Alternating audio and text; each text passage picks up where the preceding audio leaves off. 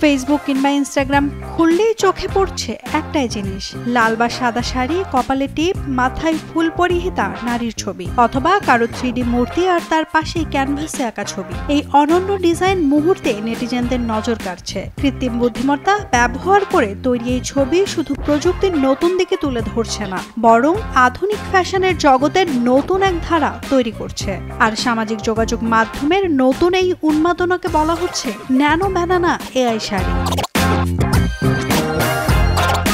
কেবল কয়েকটি শব্দ বা প্রম্পট দিলেই এআই বানিয়ে দিচ্ছে ছকছকে ছবি। কখনো রেট্রো বলিউড স্টাইল, কখনো আধুনিক ফিল্টার, সবই পাওয়া যাচ্ছে এই ট্রেন্ডে। ভারত বাংলাদেশ মিলিয়ে লাখ লাখ ইউজার এরই মধ্যে গা ভাসিয়েছেন এই এআই শাড়ি ট্রেন্ডে। সেলিব্রিটিরাও পিছিয়ে নেই। বলিউড অভিনেত্রী সোনাক্ষী সিনহা থেকে শুরু করে টলিউড তারকারাও শেয়ার করছেন তাদের এআই ছবি।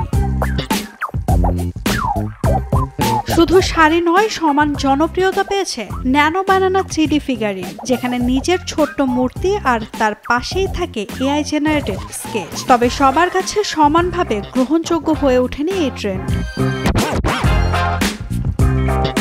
সামাজিক যোগাযোগ মাধ্যমে কোনো ট্রেন্ড ভাইরাল হওয়ার পেছনে সেলিব্রিটি প্রভাব ও লাইক পাওয়ার তাগিদ কাজ করে। এছাড়া শাড়ি সবসময় ফ্যাশনে থাকে, আর বলিউড অনুপ্রেরণায় ছবি তোলা জনপ্রিয়। 3D ফিগারিং এই ট্রেন্ডকে করেছে ভিন্ন ও আকর্ষণীয়।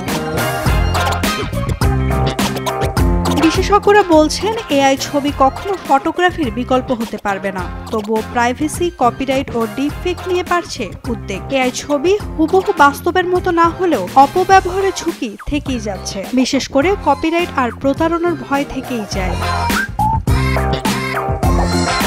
তবে আপাতত নেট দুনিয়া মাতাচ্ছে এআই শাড়ি আর 3D ফিগারিং। বিশেষজ্ঞদের মতে গিবলি আর্টের মতো এটিও একটি ক্ষণস্থায়ী ট্রেন্ড। আসবে, মাতাবে, আবার মিলিয়েও যাবে।